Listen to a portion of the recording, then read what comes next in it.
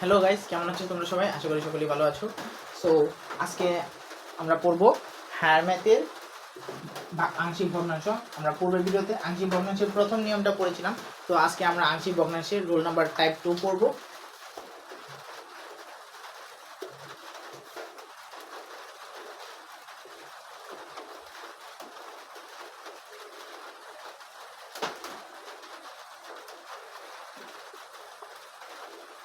So আমরা প্রথম যে অঙ্কটা করেছিলাম, সো টাইপ 1 এর মধ্যে যেরকম অঙ্ক আছে ওইগুলোর মধ্যে সাধারণত নিচে শুধু মানে দুইটা রাশির গুণ আকারে থাকবে। যেমন আমরা লাস্ট যে এক্সাম্পলটা পড়েছিলাম ওইটা ছিল y square by y plus 1 y minus 1, ঠিক আছে? সো এরকম যদি থাকে তাহলে তো ওইটা তোমরা প্রথম টাইপ অনুযায়ী করবা। কিন্তু এখন টাইপ 2 এর অঙ্কগুলো যেরকম হতে পারে ওইগুলো যদি টাইপ 2 আসে তাহলে অঙ্কগুলো কিরকম থাকবে? এখানে সবকিছু সেম থাকবে কিন্তু একটাই এরকম স্কয়ার থাকবে, মানে নিচে একটা বর্গ থাকবে। আশা করি বুঝতে পারছো। প্রথমে যদি বর্গ থাকে তাহলে এটা আমরা টাইপ 2 এ যাব। সো আমরা এখন এরকম একটা অঙ্ক প্র্যাকটিস করব।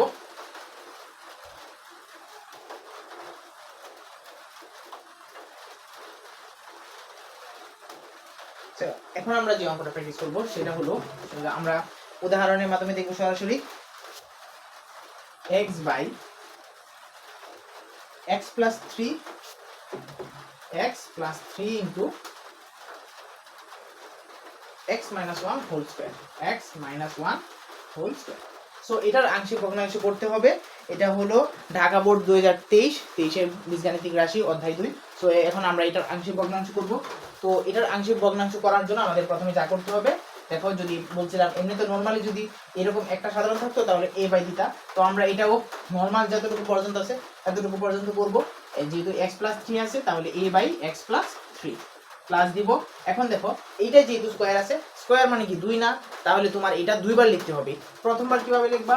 b by x minus 1, x minus 1 একবার লিখছো, আরেকবার লিখতে হবে। আরেকবার লেখার জন্য লিখবা c বাই x মাইনাস 1, এখন স্কয়ার হবে, ঠিক আছে? বুঝতে পারছো? মানে একবার সাধারণভাবে লিখবা আবার স্কয়ার থাকবে। এখন যদি কিউব থাকতো এখানে তাহলে কি করতা? কিউব যদি থাকতো তাহলে তুমি লিখতে d by x minus 1 cube, ঠিক আছে? এভাবে তুমি যতটুকু পারো দিতে পারবা। সো আমাদের দিকে যেহেতু এখানে স্কয়ার আছে তাই আমরা এই কিউবটা কেটে দিই। সো এখন এই নিয়ম পুরো আগের মতোই। এটা ধরো তুমি সমীকরণ 1, তারপর এটার সাথে এই যে x এর নিচে যেগুলো আছে এগুলোর সাথে গুণ করবা।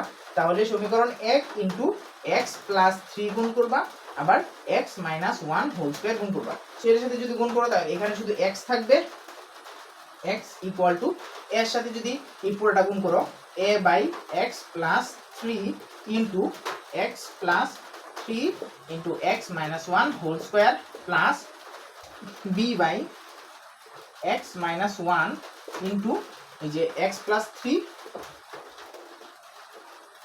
x মাইনাস 1 হোল স্কয়ার, ঠিক আছে? আবার যেহেতু c আছে তো c by 3 c by x minus 1 into x plus 3 আবার x মাইনাস 1 হোল স্কয়ার।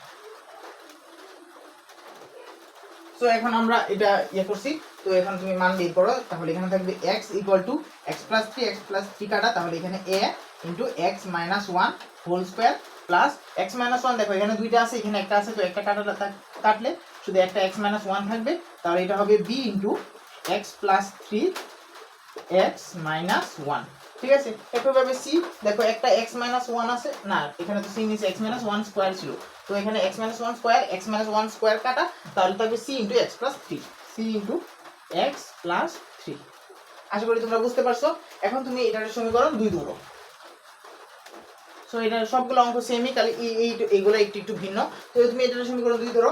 এখন তুমি তোমার a এর মান b এর মান c এর মান বের করতে হবে। তুমি যদি বের করতে চাও তাহলে তুমি কি করবা? প্রথমে a আর b 0 করে c বের করবা, b আর c 0 করে a বের করবা, a আর c 0 করে b বের করবা। সো আমি যদি প্রথমে ধরো a এর মানটা আমি বের করতে চাই তাহলে কি করব?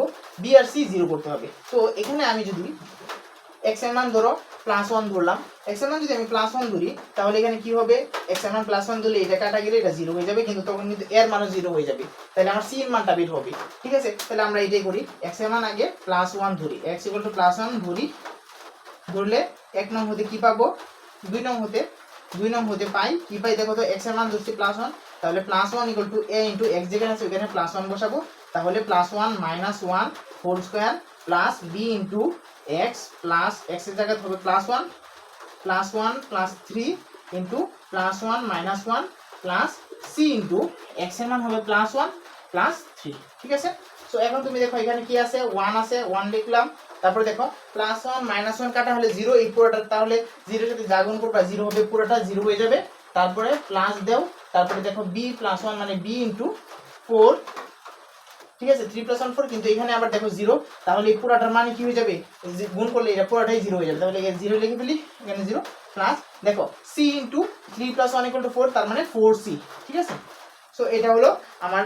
তারপরে এলো এখানে 1 আছে, 1 লিখবাম। আচ্ছা ঠিক আছে, এটা উপরে লিখি। সো এখানে আমি পাইছি 1 = 0 + 0 + 4c। তো আমি এই সমীকরণটা শুধু রাখলাম, এটা উপরটা এটা কেটে দিই। তো এখন আমার কি করতে হবে, দেখো 1 = 1 আর 4 এদিকে গুণ আছে, ওইদিকে গেলে ভাগ হয়ে যাবে, 1/4 = c। তাহলে আমি এখানে c এর মান পাই গেছি। আশা করি তোমরা বুঝতে পারছো। তো একইভাবে আমি এবার এর মান বের করব, b এর মান বের করব। তো এখন এটা মুছে দিই। দেখো আমার আগের সমীকরণটা আছে, এই সমীকরণটাই লাগবে। এখন আমি c এর মান পাইছি, এখন আমি ধরো এর মান বের করব। এর মান যদি বের করতে চাই তাহলে আমি b কে ভ্যানিশ করতে হবে। তো b কে ভ্যানিশ করার জন্য তুমি x = -3 বসাও। তুমি x = -3 বসালে এটা 0 হয়ে গেলেই তো পুরোটা 0 হয়ে যাবে। x = -3 বসালে এটাও 0 হয়ে যাবে, তাহলে তোমার এর মান আসবে। তো x = যদি তোমার -3 হয়, x = -3 হলে -3 = a * -3 - 1 whole square plus b * -3 + 3 -3 - 1 plus c * -3 + 3। ঠিক আছে, তাহলে এখানে -3 আছে, -3 থাকো, a * -3 আর -1 হবে -4 হোল স্কয়ার প্লাস এটা দেখো 0, এই পুরোটা 0 হয়ে যাবে। তারপর এখানে c + 3 - 3 কাটলে এটাও পুরোটা 0 হয়ে যাবে। তাহলে তুমি এখানে কি পাবা, -3 = 4 এর স্কয়ার যদি করো তাহলে হবে 16, মাইনাস চলে যাবে, তাহলে 16a।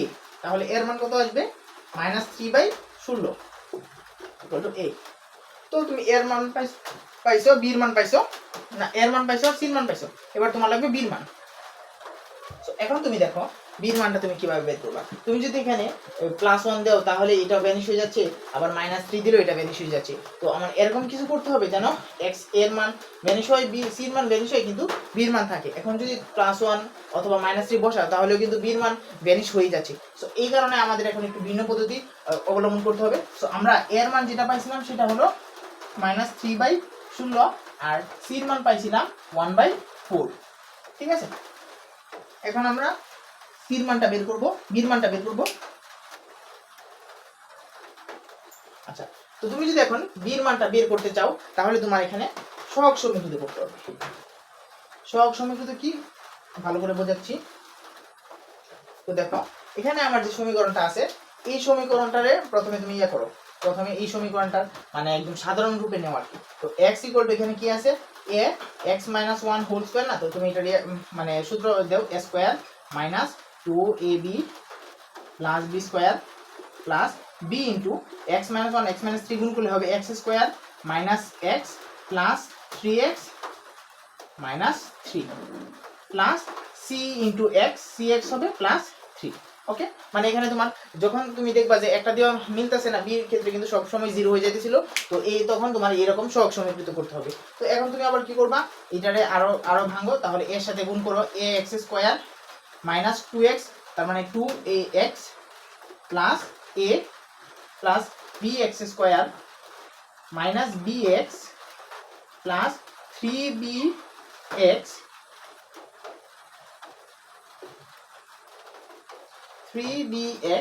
মাইনাস 3b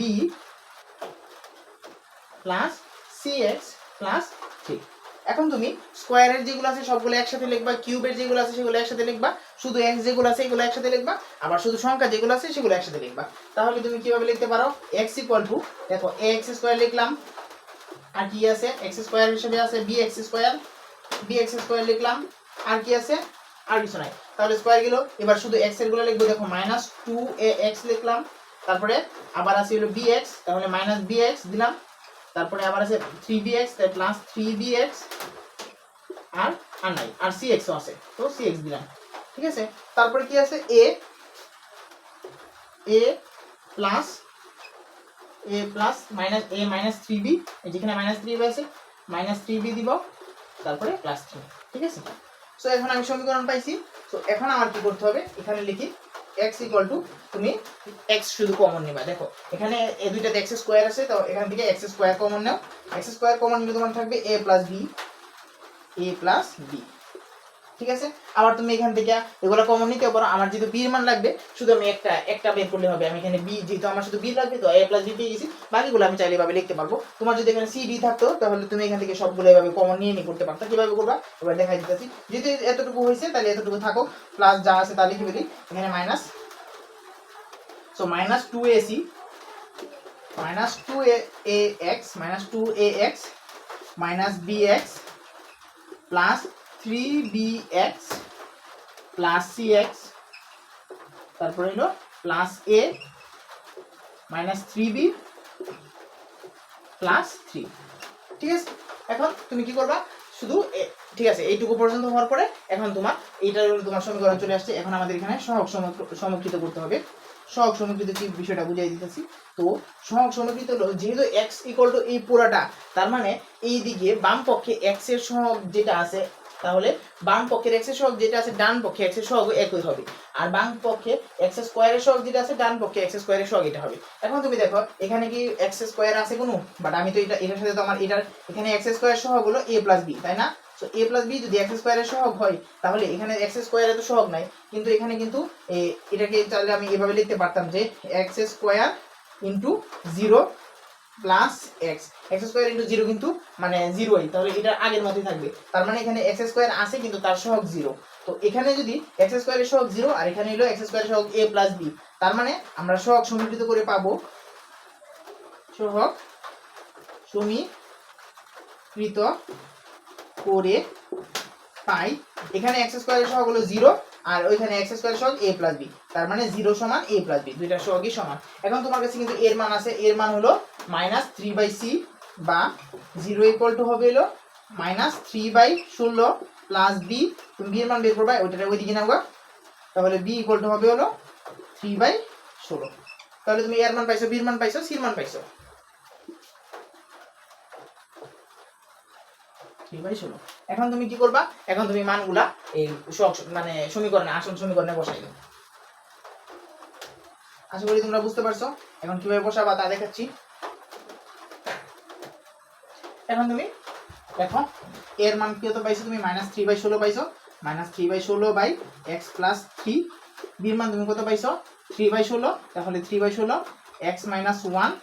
c এর মান কত পাইছো 1/4 x মাইনাস 1 হোল স্কয়ার, ঠিক আছে।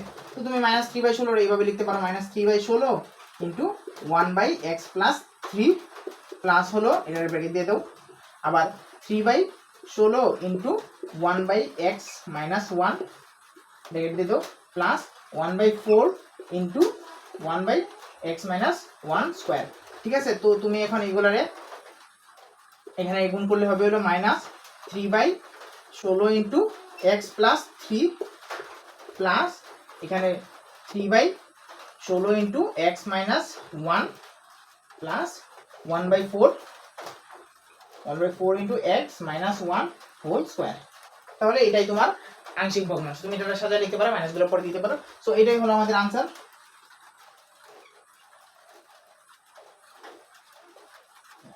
সো আশা করি তোমরা বুঝতে পারছো অঙ্কগুলা। সো তোমরা যদি টাইপ 2টা বুঝে থাকো, তাহলে আমি আবার নেক্সট ভিডিওতে টাইপ 3 বুঝাই দিব। আর তোমরা এখানে প্রত্যেকটা অংশ আংশিক ভগ্নাংশ প্রতিটা বোর্ডেই আছে, যতগুলো দ্বিতীয় অধ্যায় যত বোর্ড আছে সবগুলাতেই তোমরা এই আংশিক ভগ্নাংশ পাবা। তো ওই অঙ্কগুলো তোমরা করতে পারো। আর আশা করি ভিডিওটা ভালো লাগছে। যদি ভালো লেগে থাকে তাহলে এরকম ভিডিও পেতে চাইলে চ্যানেলটা সাবস্ক্রাইব করে দেবো। ধন্যবাদ।